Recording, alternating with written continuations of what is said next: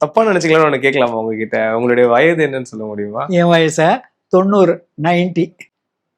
God bless. ஏன்னா வந்து என்னன்னா, இந்த வயசுல வந்து ரொம்ப ஆரோக்கியமா, ரொம்ப அந்த தெளிவான ஒரு பேச்சு அது எல்லாமே இருக்கு சிந்தனைகள்லாம். ஸோ இந்த எனர்ஜி உங்களுக்கு எப்படி கேரி பண்றீங்க நீங்க இந்த எனர்ஜிய?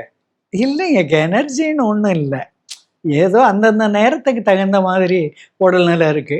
அதனால ஒண்ணும் பெரிய எனர்ஜி எனர்ஜி இல்லம்மா, நீங்க இப்ப இந்த நம்பர் இப்ப உங்கள நாட்கள பார்க்கும்போது அது ஒரு ஒரு நம்பர் தான். இந்த வயது அப்படின்றது தெரிய வருது. ஏன்னு சொல்றேன்னா, இந்த காலகட்டத்தில இருக்கிற பல இளைஞர்கள் 30 கடந்தவங்க, 40ல இருக்கிறவங்க எல்லாருமே வந்து 40 வரும்போது, "ஐயய்யோ! வயசாயிடுச்சுப்பா" அப்படின்ற மாரி ஒரு சலிப்பு இருக்கு.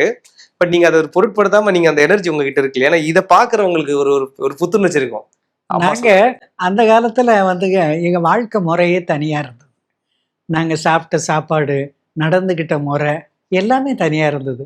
அப்போ பாருங்க இந்த கிளப்பு அது இதெல்லாம் ஒண்ணுமே கிடையாது. க ஷூட்டிங்க்கு போனோம், வேலைய முடிச்சோம்னா நேரா வீட்டுக்கு தான் வரணும். அதுக்கப்புறம் போறதுக்கு இடமே கிடையாது.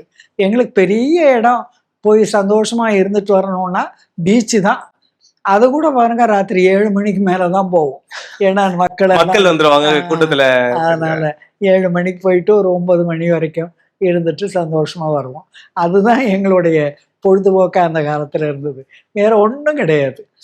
வேற ஒண்ணும் கிடையாது. அதனால அதுல எல்லாம் எங்களுடைய எனர்ஜி ஸ்பெண்ட் பண்ணாம இருந்ததுனால, இன்னைக்கு அதெல்லாம் கொஞ்சம் கை குடுக்குது. உபயோகப்ப ஆ